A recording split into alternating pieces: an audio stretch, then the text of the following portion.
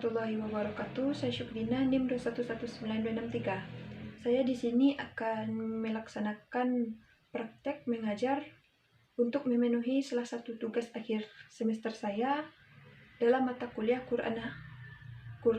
Al-Quran Hadis di MA dengan materi pembelajaran yaitu tentang tujuan dan fungsi Al-Quran pada kelas 10 di MA. Assalamualaikum warahmatullahi wabarakatuh. Saya Syukrina, NIM 2119263. Pada saat sekarang ini kita akan membahas tentang tujuan dan fungsi Al-Quran. Yang paling utama sekali kita akan membahas yang pertama yaitu tentang kedudukan Al-Quran. Al-Quran merupakan ajaran pokok bagi ajaran Islam. Al-Quran juga merupakan sumber hukum yang utama dan pertama dalam Islam.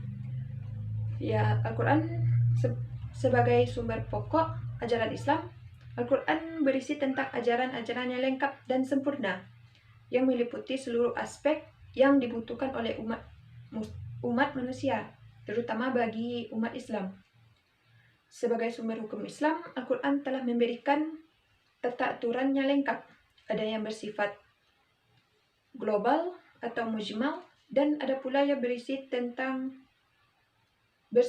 yang bersifat detail atau tafsil. Dalam Al-Quran mengatur dengan disertai dengan konsekuensi demi terciptanya tatanan kehidupan manusia yang teratur, harmonis, bahagia, baik lahir maupun batin. Agar manusia dapat mencapai kebahagiaan, kesejahteraan dalam hidupnya, maka hendaknya manusia selalu berpegang teguh pada prinsip dasar ajaran agama dan kaidah-kaidah hukum yang bersumber dalam Al-Quran.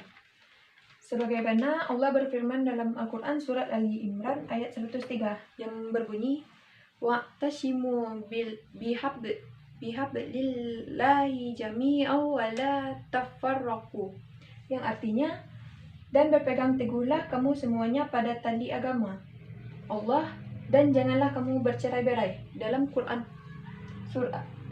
Al-Quran surat Ali Imran ayat 103. Selanjutnya pembahasan yang kedua yaitu tentang tujuan dan fungsi Al-Quran. Yang pertama yaitu Al-Quran sebagai petunjuk bagi manusia. Ada banyak dalam Al-Quran yang menjelaskan tentang fungsi Al-Quran sebagai petunjuk manusia. Salah satunya pada Quran surat Al-Baqarah ayat 2 yang berbunyi Dzalikal kitabul la raiba fi hudal lil muttaqin, yang artinya kitab Al-Quran tidak ada keraguan padanya, petunjuk bagi mereka yang bertakwa.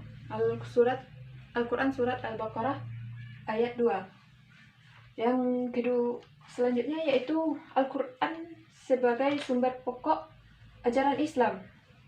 Ajaran Islam bersumber dari Al-Quran. Mutlak keberadaannya dan merupakan ajaran yang paling sempurna. Selanjutnya yaitu Al-Quran sebagai peringatan dan pelajaran bagi orang yang beriman. Maksudnya di sini yaitu Al-Quran merupakan kitab suci dengan konsep ajaran yang salah satunya adalah berupa sejarah atau kisah-kisah umat pada masa lalu. Allah Subhanahu wa Ta'ala menegaskan tentang fungsi Al-Quran sebagai peringatan dan pembelajaran bagi orang yang beriman. Dalam Quran surat Al-A'raf ayat 2 yang berbunyi, Kitabun unzila ilaika fala yakun fi sadrika harajum minhu litunzira bihi wa dzikra lil mu'minin. Artinya yaitu inilah kitab yang diturunkan kepadamu Muhammad, maka janganlah engkau sesak dada dikarenanya, agar engkau memberi peringatan dengan kitab itu dan menjadi pelajaran bagi orang yang beriman. Quran surat Al-A'raf ayat 2. Baiklah, sekian penjelasan dari saya. Kalau ada kata-kata saya yang salah, mohon maaf. Saya akhiri dengan Assalamualaikum warahmatullahi wabarakatuh. Salah.